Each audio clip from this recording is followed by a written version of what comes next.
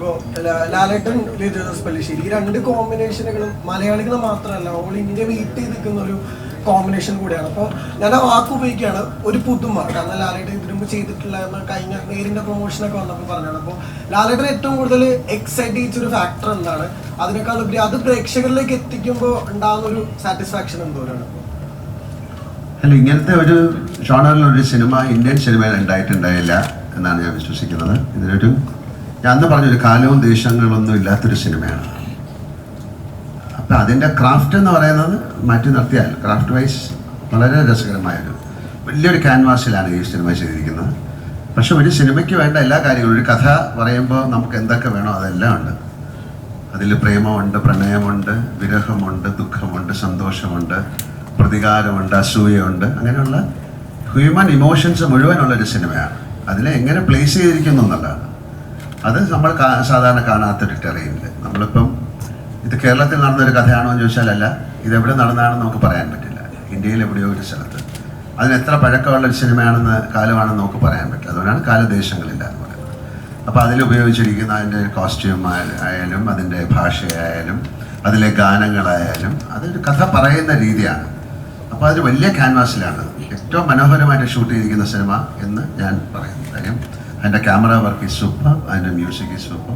അങ്ങനെയല്ല, ഒരു സിനിമ നന്നാകണമെങ്കിൽ അതിലെല്ലാവരും നന്നായിട്ട് അഭിനയിക്കണം, അതിൻ്റെ ക്യാമറ നന്നായിരിക്കണം, പാട്ട് നന്നായിരിക്കണം, ലൊക്കേഷൻ നന്നായി, ഒരുപാട് ഫാക്ടറുണ്ട്.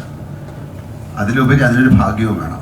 ആ ഭാഗ്യത്തിന് വേണ്ടിയിട്ടാണ് നമ്മൾ വെയിറ്റ് ചെയ്യുന്നത്. അല്ലാതെ സിനിമ എന്നുള്ള രീതിയിൽ എന്നെ സംബന്ധിച്ചിടത്തോളം ആസ് ആൻ ആക്ടർ എനിക്ക് വളരെയധികം സംതൃപ്തി തരുന്നൊരു സിനിമയാണ്. നമ്മൾ സാധാരണ ചെയ്യാത്ത സിനിമ എന്ന് പറഞ്ഞാൽ ബാക്കി എല്ലാം ഉണ്ട്, പക്ഷെ അതിനെ എങ്ങനെ ട്രീറ്റ് ചെയ്തിരിക്കുന്നു എന്നുള്ളതാണ് ഡിഫറെൻറ്റ്. അപ്പം ഇത് പല ഭാഷകളിലേക്ക് ഡബ് ചെയ്യുന്ന അവസരങ്ങളിലൊക്കെ അവിടുത്തെ ആൾക്കാർ പറഞ്ഞ കാര്യങ്ങളാണ് ഞാൻ പറയുന്നത്. അവരാരും ഇത്തരത്തിലൊരു സിനിമ കണ്ടിട്ടില്ല, ഇത് വളരെ ഡിഫറെൻ്റ് ആയിട്ടുള്ളൊരു സിനിമയാണ്. അപ്പോൾ എൻ്റെ അടുത്ത് ഈ കഥ പറയുന്ന സമയത്തും ഇതിങ്ങനെയാണ് ചെയ്യാൻ പോകുന്നത് പറയുന്ന സമയത്തൊക്കെ ഉള്ള ഒരു ആക്ടർ എന്നുള്ള രീതിയിൽ എൻ്റെ ഒരു എന്താണ് അതിലേക്ക് എടുത്തു ചാടിയത് അതുകൊണ്ടാണ്. പിന്നെ തീർച്ചയായിട്ടും വിജയ് എനിക്ക് എത്രയോ വർഷമായിട്ട് അറിയാവുന്നതാണ്. അദ്ദേഹത്തിൻ്റെ സിനിമകൾ ഞാൻ കണ്ടതാണ്.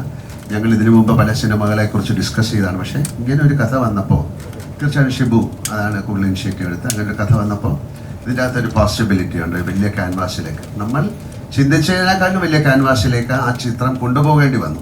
കാര്യം അത് നമ്മൾ ഓരോ ഷൂട്ട് ചെയ്തപ്പോൾ അത്തരത്തിലാണ് അതിൽ ഉപയോഗിച്ചിരിക്കുന്ന ടെക്നിക്സ് ഒക്കെ അങ്ങനെയാണ്. ഇനി 25-ാം തീയതിയാണ് ഈ സിനിമ റിലീസാകുന്നത്.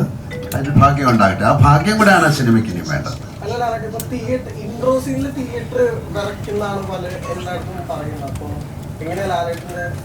വിറയ്ക്കുമോ എന്നൊക്കെ എനിക്ക് പറയാൻ പറ്റില്ല. കുഴപ്പമില്ല തോന്നുന്നു. അങ്ങനെയല്ലല്ലോ, ഒരു പ്രസന്റ് ചെയ്യുന്ന രീതിയാണല്ലോ. ഇൻട്രഡക്ഷൻ എന്ന് പറയുന്നത് ആ സിനിമയിൽ ഒരാളെ കാണാൻ കാത്തിരിക്കുമ്പോൾ അയാളെ പ്രസന്റ് ചെയ്യുന്ന ഒരു ത്രില്ലാണ്, അതൊരു സ്കില്ലാണ്. ആ സ്കില്ല് ഈ സിനിമയിൽ ഉണ്ടായിരിക്കാം. ഇനി കണ്ടിട്ടേ പറയാൻ പറ്റുള്ളൂ. ഇനി മോൻ വിറച്ചില്ല എന്ന് പറഞ്ഞിട്ട് എൻ്റെ അടുത്ത് വന്നതാണ്. ചേട്ടാ, ഇപ്പം മലൈക്കോട്ടെ വാലിബൻ ആരാണയോ?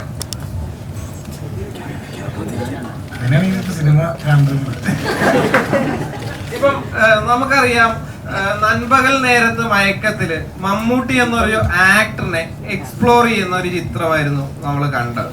ഇപ്പൊ നേരെ മറിച്ച് മോഹൻലാൽ എന്നൊരു നടനുമായി ഒരു താരമായി എത്താൻ നേരത്ത് ഒരേ സമയത്ത് മോഹൻലാൽ എന്നൊരു നടനെയും താരത്തെയും ഒരേ ടൈമിൽ തന്നെ യൂസ് ചെയ്യുന്ന ഒരു ചിത്രമായിരിക്കും മലൈക്കോട്ടെ വാലിബൻ. ആ ഒരു കഥാപാത്രമായിട്ട് ലാലേട്ടനെ ഏറ്റവും പെർഫെക്റ്റ് ആയിട്ട് ബ്ലെൻഡ് ചെയ്യാനാണ് നമ്മൾ ശ്രമിച്ചിട്ടുള്ളത്. അല്ലാതെ ഇത്തരത്തിലുള്ള കാര്യങ്ങൾ യൂസ് ചെയ്തോ എന്ന് ചോദിച്ചാൽ എനിക്ക് അതിനൊരു മറുപടി പറയാൻ പറ്റില്ല. പക്ഷെ ആ കഥാപാത്രമായിട്ട് ക്യാമറയ്ക്ക് മുമ്പിൽ ലാലേട്ടൻ വന്നു കഴിഞ്ഞപ്പോൾ ആ കഥാപാത്രമായിട്ട് തന്നെയാണ് ഞങ്ങൾക്ക് എല്ലാവർക്കും തോന്നിയിരിക്കുന്നത്. അത് തന്നെയാണ് അതിൻ്റെ ആൻസർ.